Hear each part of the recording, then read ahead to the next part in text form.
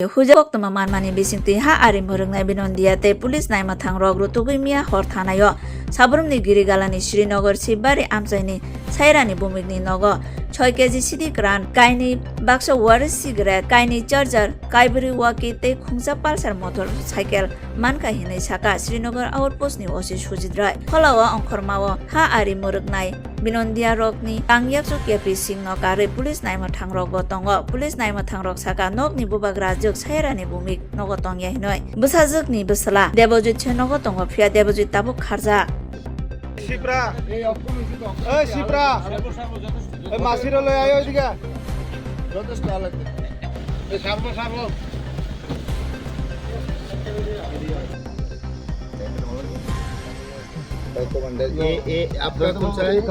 সাড়ে 7:30-8টার দিকে একটা খবর আছে যে সাউথ শ্রীনগর শিববাড়ি পাড়াতে সায়রানি ভূমিকের ঘরের মধ্যে কিছু কন্ট্রাব্যান্ড আইটেমস আছে। তখন এই খবরের পরিপ্রেক্ষিতে থানাতে একটা জিডি এন্ট্রি করা হয়, আমাকে জানানো হয়। তো অ্যাকর্ডিংলি আমি তখন ওইখান থেকে তাদেরকে পারমিশন দিই সার্চ করার জন্য। আমরা এক্সিকিউটিভ ম্যাজিস্ট্রেট এবং ফরেন্সিক টিম সহ এখানে বিএসএফ পুলিশ সব মিলে আমরা গ্রামের প্রধান মেম্বার সবাইকে নিয়ে এখানে আসি। তারপরে যে আমাদের প্রসিডিউর আছে সেই প্রসিডিউর অনুযায়ী আমরা সব কিছু প্রি সার্চ এবং সার্চ মেমো এগুলি তৈরি করে আমরা প্রসিডিউর অনুযায়ী ওই ঘরটাতে আমরা তল্লাশি করি। ওই তল্লাশি করার সময় আমরা ঘরের মধ্যে 4টা ওয়াকি টকি সেট, 2টা চার্জার, তারপরে 2 প্যাকেট শুকনো গাঞ্জা যেটার ওজন 5 কেজি 200 গ্রাম, 2টা প্যাকেটের ওজন পাই। আর সঙ্গে 20 কার্টন অরিস সিগারেট পাওয়া যায় ঘরের মধ্যে। সেই 20 প্যাকেট অরিস মধ্যে প্রায় 10,000 প্যাকেট 10,000 সিগারেট আছে।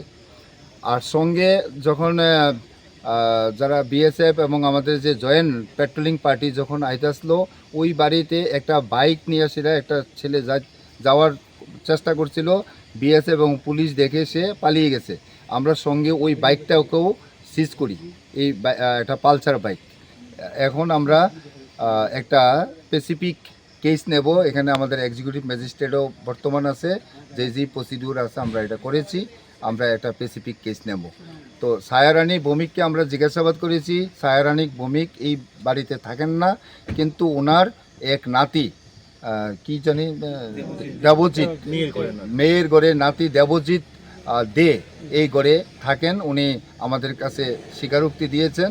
তো আমরা যে বাইকটা আছে উনি বলেছেন ওই বাইকটাও নাকি ওই দেবজিৎ দেয়েরই।